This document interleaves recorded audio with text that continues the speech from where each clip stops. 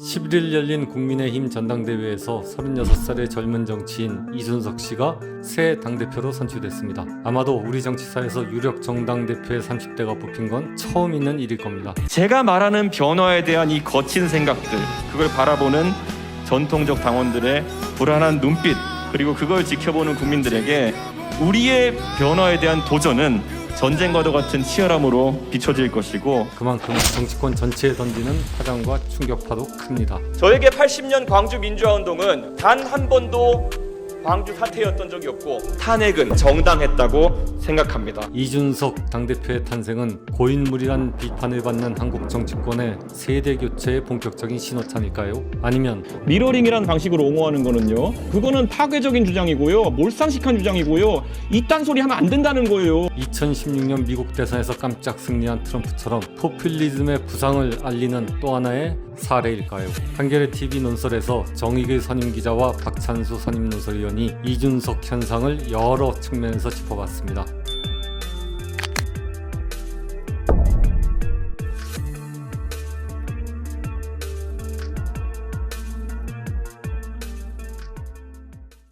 서른여섯 살의 원외 정치인 이준석 씨가 오늘 국민의힘 당대표로 당선됐습니다. 전무한 일이죠. 뭐 후무한 일이 될지는 모르겠지만 정치적으로 어떻게 보십니까? 의미가 있다고 보세요? 일단 우리 정당사에서 30대 정당 대표가 나온 게, 유력 정당의 대표가 나온 게 처음 있는 일이거든요. 그러니까 1961년 그 제3공화국 이후에 사실은 우리 양당 체제였지 않습니까? 그렇죠. 민주당계와 국민의힘계. 물론 이제 1992년 총선 때 정주영 씨가 만든 국민당이 좀 득세한 적이 있었고, 또 가깝게는 2016년 총선에서 안철수 대표의 국민의당이 57석인가 상당한 의석을 얻은 적이 있지만, 제3당은 가끔가다 출연했죠. 근데 일시적이었죠. 근데 크게 보면 어쨌든 양당 체제였는데, 이 양당 대표로 30대가 됐다라는 건 저는 굉장히 놀라운 일이고, 전무한 일이죠. 한 역사적 사건 중에 하나인가. 그러니까 1970년에 당시 민주당에서 40대 기수로에 나오면서 45살의 김대중 의원이 대통령 후보가 되지 않습니까? 제가 볼 때는 아마 그 이후에 가장 그 놀라운 정치적 변화가 아닌가 하는 생각이 듭니다. 정치적 변화인 건 맞는데 정치적 의미도 그만큼 클지 그에 그건 대해서 좀 지켜봐야겠죠. 그런데 국민의힘 민주당에 비해서 훨씬 보수적이고 연공세열도 강하고 이런 데서 30살 먹은 원외 정치인이 당대표가 됐는데 배경이 뭐 어떻다고 보세요? 저는 뭐 일단 가장 큰 배경은 그 정권 교체에 대한 보수 유권자들의 강한 열망이 좀 반영이 됐다라고 봅니다. 그러니까 전략적 선택이다. 그렇죠. 예. 그러니까 이대로 가면은 가령 나경원 또는 주호영 의원을 당대표로 했을 경우에는 내년 3월 대선에서 또 질 수밖에 없을 것이다. 그렇다면 뭔가 변화를 좀 이뤄야 된다라는 그런 열망. 그러니까 가령 1970년에 민주당에서 40대인 김대중 후보가 대통령 후보가 된 것도 비슷한 현상이거든요. 그 당시에 김대중 후보나 김영삼 당시 원내 총무가 나온다고, 대통령 후보로 나온다고 하니까 그 당시 이제 민주당 총재가 유진산 씨였는데, 유명 구상유치. 그랬더니 야, 구상유치다, 이제 젖비린내가 난다라고 이렇게 폄하했거든요. 근데 그럼에도 불구하고 그런 당 원로들의 강한 견제를 물리치고 김대중 후보가 대통령 후보가 된 거는 당시 민주당 지지자들이 이 박정희 대통령, 박정희 군사 정권에 대항하는 그러한 그 후보로는 낡은 리더십 갖고는 안 되겠다, 이제 확 바꿔야겠다라는 강한 열망이 투영됐기 때문에 판을 엎어버린 건데요. 이번에도 역시 제가 전혀 예상하지 못한 이준석 36살의 젊은 당대표가 탄생한 배경에는 그와 같은 정권 교체에 대한 야당 지지자들의 바람이 담겨 있다고 보고요. 또 하나는 이건 야당뿐만 아니라 여당에도, 민주당에도 관계되는 건데, 어쨌든 세대 교체, 우리 정치권이 고인물이고, 그러니까 세대 교체를 해야 되겠다라는 어떤 강한 열망들이 지금 전반적으로 우리 사회에 깔려 있다라는 하나의 징표라고 저는 볼 수가 있을 것 같습니다. 근데 문제는 이준석 당대표가 앞으로 이 보수 정당을 상당히 보수적인 보수 정당을 잘 끌고 나갈 수 있을 것인가? 과거에 김대중, 김영삼 확실하게 진짜 당을 틀어지고서 결국 당을 자기 주도로 끌고 가지 않았습니까? 어떻게 보세요? 그 장기적으로는 진짜 이준석 실험이 성공할지는 저도 미지수인데 당장 내년 3월 대선 때까지는 저는 크게 국민의힘이 흔들리지는 않을 거다. 그렇게 봅니다. 어차피 전략적 지지층들의 전략적 선택이기 예, 때문에 어차피 이준석 카드를 내놓은 거는 사실은 내년 3월 대선에서 이겨야겠다라는 그런 강한 그 열망의 표현이고 그런 하나의 카드로서 이준석을 택했기 때문에 지금으로선 이런 흐름을 중진들, 다른 당 중진들이 아무리 다선이고 나이가 많다고 해서 거스리기는 쉽지가 않다라는 생각이 들고요. 또 하나는 이준석이 뭐 경험이 없다, 어리다고 얘기하는데 아니 지금 그 국민의힘 대통령 후보로 가장 유력하게 거론되는 게 윤석열 전 검찰총장이거든요. 그렇습니다. 윤석열 전 검찰총장 정치적 경험이 진짜 아무것도 없거든요. 네, 오로지 검사만 했죠. 칼잡이만 했던 거죠. 그런 그 국가적 비전이라든가 정책도 없이 정치적 경험도 없는 사람을 모셔오겠다고 지금 국민의힘 중진들이 너도나도 나서고 있는 판인데 이준석 당대표한테 정치적 경험 없다라고 비난할 그런 명분이 저는 없다고 봅니다. 30살 중반이면 과거 같으면은 상당한 그거죠. 예를 들어서 박정희 전 대통령이 쿠데타 했을 때가 43살이었고 그러니까 그 쿠데타를 사실적으로 지휘하고 주도한 김종필 전 씨가 34살이었단 말입니다. 그건 뭐 사실 적은 나이가 아니죠. 맞습니다. 예. 근데 우리나라에서는 굉장히 아무튼 쉽지 않은 그런 선택이죠, 정당에서는. 근데 문제는 그러면 국민의힘의 이런 전략적 선택이 민주당한테 어떤 영향을 줄 것인가? 예. 민주당 입장에서도 상당히 어쩜 곤혹스럽다 그럴까 아니면은 좀 충격적이라 그럴까 그렇게 느껴질 것 같은데. 그렇습니다. 어쨌든 이준석 당대표 탄생에는 이건 국민의힘의 변화뿐만 아니라 사실 우리 정치판 전체가 좀 한번 확 변했으면 좋겠다라는 그런 국민들의 어느 정도의 그 바람이 담겨 있다고 보거든요. 그건 민주당도 다르지 않다고 보고요. 그런데 지금 민주당은 어쨌든 얼마 전 그 당대표 선거에서 송영길 대표를 뽑았지 않습니까? 송영길 대표는 물론 그 50대긴 하지만은 이제 60 정도 됐죠. 50대긴 하지만은 이른바 그 86세대 중 가장 그 진짜 가장 많은 비판과 논란이 되고 있는 86세대의 이제 맏형이란 말입니다. 그러니까 이준석 대표보다는 훨씬 나이가 많은 거죠. 그러니까 이준석 대표의 입장에서 보면 물러가야 될 그런 장강의 안물인 셈이고요. 그러니까 민주당 입장에서는 사실은 송영길 대표와 이준석 당대표가 맞붙는 구도가 그렇게 썩 그 유쾌하거나 이렇게 좋은 그림은 아니라고 봐야겠죠. 민주당 입장에서는 그렇겠죠. 그렇죠. 예. 다만 근데 이게 민주당의 대통령 후보 경선에 어느 정도 영향을 끼칠까? 과연 큰 영향이 있을까? 저는 아주 그렇게 큰 영향은 없을 거라고 봅니다. 왜냐하면 지금 민주당 경선에 뛰어든 후보들 중에서 가장 나이 어린 사람이 박용진 의원인데요. 예, 박용진 의원인데 그 양반도 40대 아닌가요? 거의 1970년생이거든요. 그러니까 50살이죠. 50살이니까 적은 나이가 아니네. 적은 나이가 아니죠. 그러니까 가장 젊은 축이 이제 박용진 의원인 셈이고 그 외에 이제 젊은 축이 이재명 경기지사나 거의 50대 중후반이고 이광재 전 강원지사, 이광재 의원도 역시 50대 중반을 넘었죠. 다 50대. 그리고 뭐 정세균, 이낙연 후보는 훨씬 더 나이가 많고요. 이런 상황이니까 사실은 이준석의 세대 교체론에 바람을 탈 수 있는 후보가 사실은 그렇게 크게 눈에 띄지 않는다. 그 점에서 보면 민주당 자체는 굉장히 그 위기 요소 작용하겠지만 민주당 경선 구도를 확 뒤바꿀 만한 그런 힘은 없지 않을까라고 저는 개인적으로 좀 그렇게 봅니다. 그럼 민주당은 기존의 그 대선 경쟁 구도가 큰 변화가 없을 거고 지금 나머지 국민의힘으로 다시 돌아오면 국민의힘에서는 결국은 윤석열 전 검찰총장을 유력한 후보로 설왕설래하는 이런 구도가 어떤 영향이 좀 있을 거라고 보십니까? 저는 윤석열 전 검찰총장이 어쨌든 정치권에 들어와야 되는데 국민의힘에 입당을 하느냐 마느냐 하는 게 이제 관심 아닙니까? 그렇죠. 근데 첫 번째 그거죠. 첫 번째 관심인데 일단 국민의힘에 입당할 수 있는 문턱은 좀 낮아졌다라고 봅니다. 물론 어떻게 보면 이제 젊은 당대표가 됐으니까 좀 껄끄러울 수도 있지 않느냐. 또는 이준석 대표가 전에 유승민 계였기 때문에 그런 점이 좀 껄끄러울 수 있지 않느냐라고 보는데 근데 윤석열 전 총장 입장에서는 일단 국민의힘이 너무 고인물이고 퇴행적이다라는 이미지를 벗어나는 게 자신에게 좋거든요. 왜냐하면 그렇죠. 그런 당에 들어가야지 자기도 자기 시너지 효과가 나는 거죠. 왜냐하면 자신은 중도고 나름의 공정과 정의의 상징처럼 지금 되어 있는데, 되어 있는데 그걸 내세우려고 하죠. 하면은 국민의힘이 변해야 되는 거죠.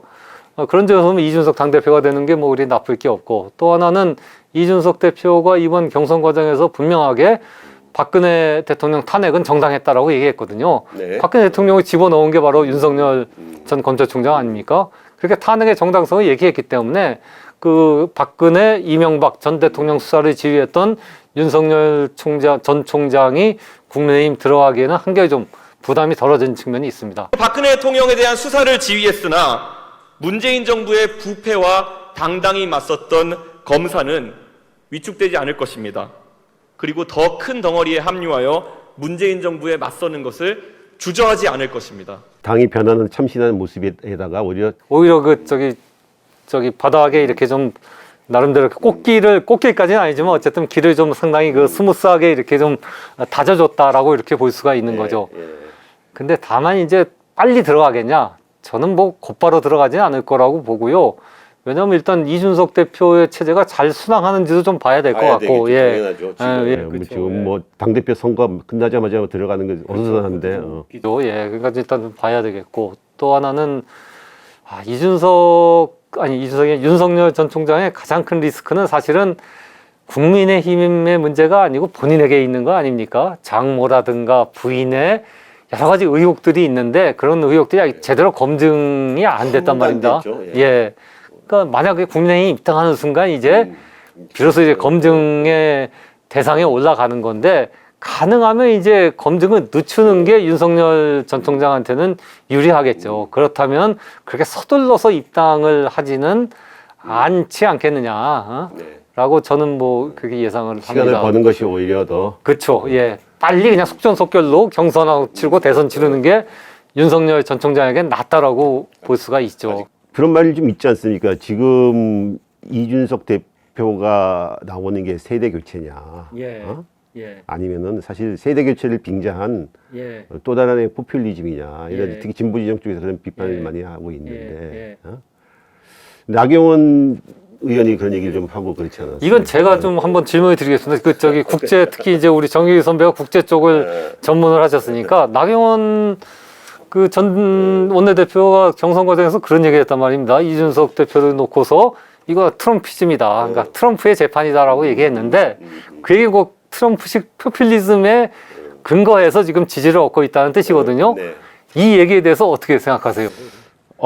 저는 아까 박 의원께서 이준석의 당대표가 보수 정당 지지층들의 전략적 선택이라고 그랬는데 그런 점에서 전 비슷하다고 봅니다. 트럼프와 이준석이. 왜냐 무슨 말이냐 하면은 미국에서 트럼프의 등장이 그 보수 공화당 지지층들의 전략적인 선택이었다고 봅니다. 그 이전에 자유주의 정권이었던 특히 흑인이 대통령이었던 민주당 정권에 대한 강렬한 반감과 국민의힘 정당이 촛불혁명으로 탄생한 문재인 정부라는 진보적이고 자유주의 정권에 대한 강렬한 반감과 정서 이런 것이 이준석과 선택한 것과 좀 비슷하다고 보는데 그 이유가 뭐냐면은 공화당 기존의 지지층들이 백인 중하류층들의 불만과 좌절 이런 걸 갖다 전략적으로 수용했다고 봅니다. 기존 정치인으로는 백인 저항력 중하류층들이 기존 좌우 에리트들을 갖다가 다 싫어하고 소수자 약자, 소수인종과 이민자들이 자기들의 일자리를 빼앗는다. 이런 불만이 팽배했는데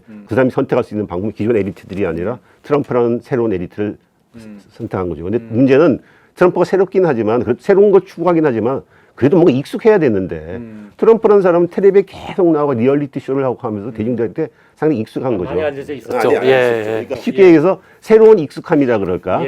최근 그 이준석 씨가 당대표가 한 10년 동안 거의 텔레비에만 출연했던 걸 알고 있습니다. 엄청 많이 출연했어요. 대중들한테 익숙한 거죠. 그 비슷하다고 봅니다. 그런 부분에서. 그것이 난 최대 동력이 사실은 트럼프나 이준석이나 트럼프는 뭐 워싱턴에 하수를 청소하겠다 그랬고 이준석은 세대 교체를 하겠다고 했는데 아니 그 뒤에 최대 동력은 기존 보수 정당 지지층들의 진보주의 정권에 대한 반감 그리고 정권 귀체 욕구 이것이 제일 큰 동력이라고 봅니다. 그러니까 저도 이제 그 점에서 이제 동의하는데 그러니까 트럼프도 사실은 그 어플랜티스인가요? 그 프로그램을 통해 갖고 굉장히 국민적인 인기를 많이 얻었던 거 아닙니까?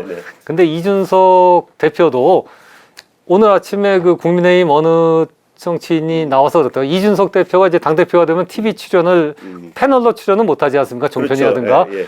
그 종편에 출연하지 못하는 프로그램 개수가 17개래요. 17개. 엄청나게 줄였네 진짜. 17개가 지금 펑크가 나는 건데 그만큼 그 이준석 대표는 그동안 보수 정당의 이미지 또는 보수 정당의 어떤 메시지를 대중적으로 알리는 하나의 그 최전위 역할을 해왔던 거거든요. 그렇기 때문에 보수 유권자들한테는 결코 낯설지 않은, 그렇죠. 나이는 어리지만 낯설지 않은 그런 사람이었다는 거죠. 제가 그런 표현을 쓰고 있어요. 새로운 익숙함이라고. 새롭고 선택하지만 낯선 건 싫어하기 때문에 또 익숙함, 이게 결합된 것이 트럼프와 이준석이 탄생이라고 저는 봅니다. 그래서 근데 문제는 그 탄생 배경은 비슷한데 그럼 이 두 사람이 과연 콘텐츠, 메시지나 콘텐츠가 같으냐? 어떻습니까? 메시지 면에서는 두 사람은 같은 점은 뭐고 다른 점은 뭡니까? 트럼프와 이준석? 트럼프라는 사람은 아주 아까 말했던 이 백인 블루칼라층 저항력층들에 대한 어떤 그런 정서를 대변하는 아주 거침없는 말투 그리고 약간 소수와 약자를 갖다가 뭔가 이렇게 약간 좀 깔아뭉개는 듯한 그리고 기존의 강자들에 해주는 그리고 어쨌든 간에 언행이 상당히 거칠고 막말 스타일인데도 불구하고 잘 먹혀 들어가는데 거기에 비해서 이준석 당대표는 상당히 비합리적인 주장을 하고 세련된 언행을 합니다. 이런 데서 메시지가 차이가 있죠. 언행에. 근데 하지만 전 두 사람이 전하는 그 메시지의 콘텐츠는 큰 차이가 없다고 봅니다. 그건 뭐냐면 한마디로 얘기해서 트럼프는 백인 중하류층들이 소수자와 이민자들에 의해서 내가 소수인자가 차별받고 있다. 그걸 갖다가 트럼프를 통해서 표현하고 싶었던 거고 2030 젊은 세대들 중에서 특히 젊은 남자층들이 뭔가 내가 이 사회의 주류고 다수인데도 뭔가 소수와 약자들에 대한 배려 이런 것들 때문에 내가 공정한 경쟁을 못하고 있다. 한 이런 거에 대한 불만 이런 것을 갖다가 두 사람들이 잘 찍어냈다고 봅니다. 이거 트럼프는 그래서 약간 인종주의적인 발언도 많이 한 거고 이준석 당대표는 이른바 젠더 논쟁, 남성과에서 남성 피해보고 있다. 그런데 문제는 트럼프와 이준석이랑 이 두 사람이 기존 사회체제에서 가장 수혜자고 어쩌면 승리자들인데 근데 대중들은 그들을 지지한 대중들은 기존 사회체제에 대해서 불만을 갖고 낙오됐다고 생각하는데 그런 기존 사회체제의 승자, 수혜자를 갖다가 자기네의 대변자로 불러냈다는 겁니다. 그럼 상당히 좀 모순적이라고 봅니다. 그게 일종의 포퓰리즘의 모순 같은 그런 것들이 있는 거죠. 트럼프든 이준석이든 그 지지자들은 어떤 기성 엘리트 정치에 대한 반발 같은 게 굉장히 큰 거죠. 그리고 미국에서는 공화, 민주를 가리지 않는 이른바 그 워싱턴 정치, 워싱턴 중심의 정치에 대한 반발이 굉장히 컸던 거고 지금 이준석 대표 같은 경우는 이른바 젊은 세대에 우리가 흔히 얘기하는 지금 586 정치, 586 정치. 진보 엘리트들이나 보수 엘리트들이나 다 싫다. 이런 거죠. 자기들의 결국 입으로는 공정, 정의, 고귀한 이념을 외치는 것 같으면서도 뒤로는 보니까 다 자기 이익 챙기고 자기 자식들 다 챙기고 그러더라라는 그러한 강한 불신 같은 것들이 이런 이준석과 같은 젊은 그런 사람에게 확 열광적인 지지를 가져다 주는 그런 걸로 이렇게 작용하고 있다고 봐야겠죠. 그런데 그 사람들이 아까도 말했지만 트럼프는 왜 근데 트럼프와 이준석 선택했느냐?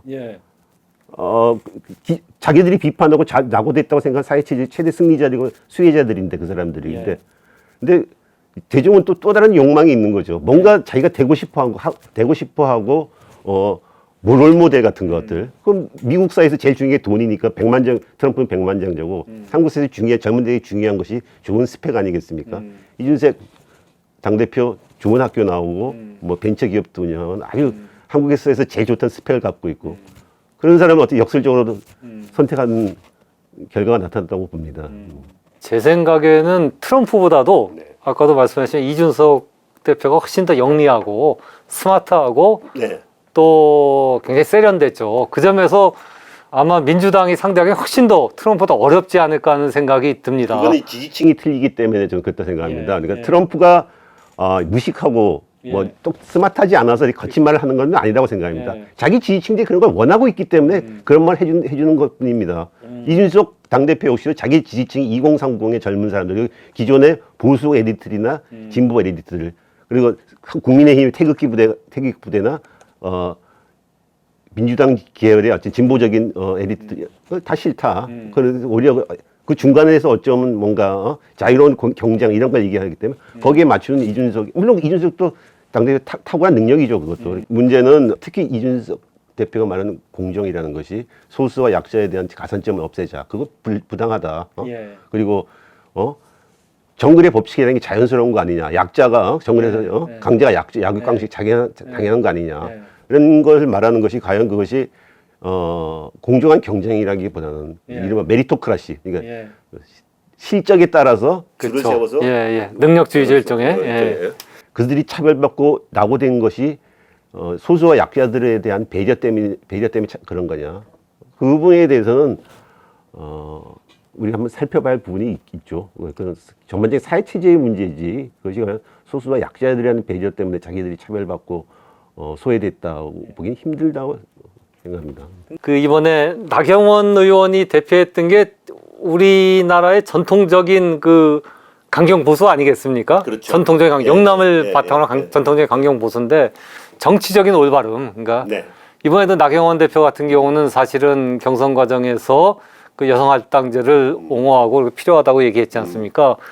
지금까지 그 우리 정치에서 그거를 부정한 사람은 없었죠. 근데 그 이준석 대표는 그걸 부정하고 나온 거거든요. 그렇습니다. 그러니까 정치적 올바름이 갖고 있는, 그러니까 어떤 20, 30대가 갖고 있던 속마음을 그대로 솔직하게 이렇게 표현해냈던 건데, 이런 부분들이 갖고 있는 포퓰리즘적 성격, 이것이 우리 정치에 어떻게 될까? 상당히 어떻게 플러스뿐만 아니라 어떻게 보면 마이너스의 작용, 굉장히 갈등과 분열을 좀 트럼프를 보면 잘 알 수 있는 부분이죠. 트럼프가 가장 공격했던 게 이른바 폴리티컬 커렉트니스였군요. 그 부분에서 결국은 트럼프의 미국 사회의 갈등과 대립이 결국은 선거 조작 주장으로까지 이어지고 있는 거 아닙니까? 걱정스러운 부분이죠. 이게 우리 사회의 다양한 합의로서 받아들였던, 그리고 누구나 오히려 부정하는 것이 상당히 이상하게 보수 정당 내에서도 금기시되던 여성 할당제, 그리고 뭐 약자에 대한 배려 이런 걸 갖다가 이준석 당대표는 아주 공개적이고 당당하게 부정을 하니까는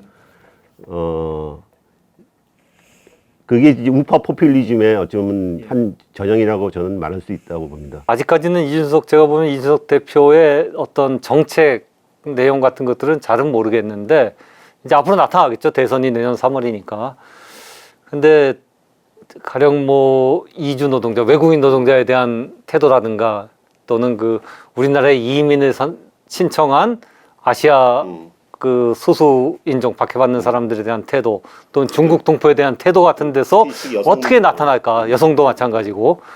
이준석 대표가 어떤 입장을 취할지가 저는 굉장히 좀 궁금합니다. 그런 것들이 앞으로 우리 정치에 굉장히 큰 논란과 어떤 방향성을 이렇게 제시할 수가 있지 않을까 하는 점에서 그런 부분들을 좀 유의 깊게 지켜봐야 되는 거 아닌가. 네, 그 부분이 이준석의 등장이 사실은 선진국부터 시작된 우파 포퓰리즘의 한 형태를 갖고 있어서 한국이라고 결국 이해가 될 수 없게 된 거죠. 그러니까 우파 포퓰리즘이 왜 이렇게 극성을 부리냐, 그건 어쩌면 기존의 그 진보주의 정당, 자유주의 정당, 자유정당이 추구해왔던 여러 가지 노선들이 사실은 1980년대 세계에 의해서 침몰되면서 사회적 양극화가 더 벌어지고 진보 세력들은 어쩌면 사회 대중의 전반적인 그 사회 경제적 지위를 올릴 수 있는 운동의 동력을 찾지 못하고, 그러면서 대신 어떤 소수자, 약자들에 대한 권위와 지위 확대 이런 데 더 집중하다 보니까 보수 세력과 상당히 문화적 전쟁이 벌어졌죠. 보수 세력 내에서는 오히려 그 중하류층들이 자기들은 소외받고 있다 생각하고서 진보주의에 대한 더 이제 등을 돌리게 되고. 근데 문제는 이게 포퓰리즘이라는 것 자체가 저는 기본적으로 우리 나쁘다고 얘기를 하는데 저는 꼭 그렇게만 볼 필요는 없다고 생각합니다. 이거 왜냐하면은 포퓰리즘이라는 게 그러니까 대중의 욕망에 기반해서 대중의 이익을 실현시켜주기 하기 위한 운동이라고 본다면 모든 정치 이념이나 운동은 사실 포퓰리즘밖에 없습니다. 대중에 기대지 않고 어떻게 정치를 할 수 있겠습니까? 그러니까 포퓰리즘이 피플이라는 데서 어원이 이제 피플하고 똑같은 건데요.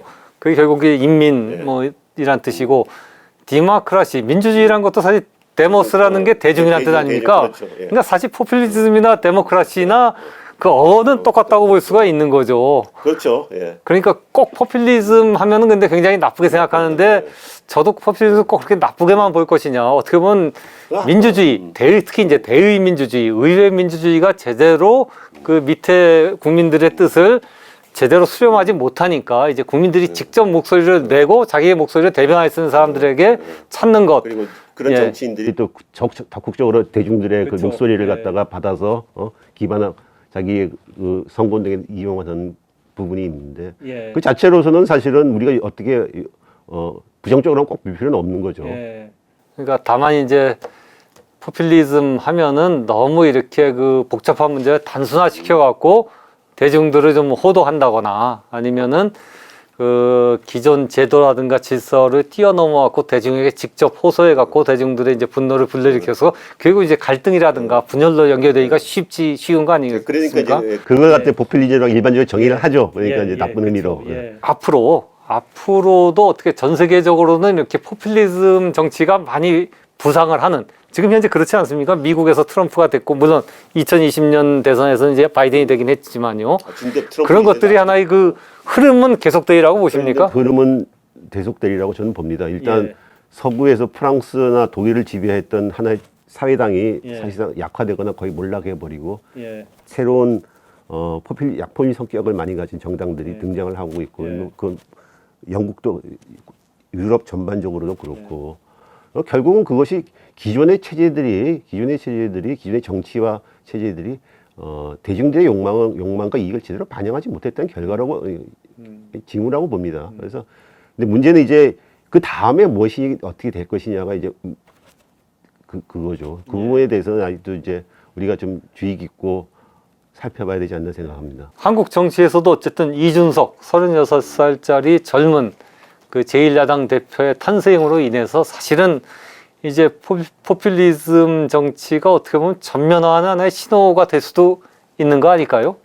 그건 민주당에서도 상당히 노무현 돌풍이나 문재인 대통령 탄생시킨 노풍, 문파 이런 걸로 이미 그런 활동 자체가 이미 당원들의 어떤 자발적인 열기가 그 전략적 선택 열기가 그 정치 체제 기존 정치 체제를 바꾼 하나의 그런 거였죠. 트럼프가 한 가지 했던 기존의 보수적인 교리를 많이 깨부셨거든요. 대중의 이 재정을 확대한다든가 그리고 사회복지를 갖다가 공간의 폐지를 주한 사회복지를 갖다가 오히려 존속시키고 확대했다든가 그런 부분이 있으니까 우리도 한번 그 지금 민주당이나 국민의힘 양당에서 올라오는 포퓰리즘적인 그런 거에 대해서 한번 부정적으로는 보지 말고 좋은 결과가 있을 게 한번 지켜봐야 될 것 같습니다. 진지하게 보면서 그 부정적인 어떤 측면, 요소를 좀 최소화해 나가는 게 한국 정치의 앞날에는 굉장히 좀 도움이 되겠다. 그 점에서 보면 이준석 대표의 당선은 한국 정치에 굉장히 새로운 하나의 그 시대를 열고 또 하나의 그 도전이 되는 그런 게 될 수가 있겠다라는 생각이 드네요. 동의합니다. 아이고 오늘 고생 많으셨습니다. 감사합니다. 고맙습니다.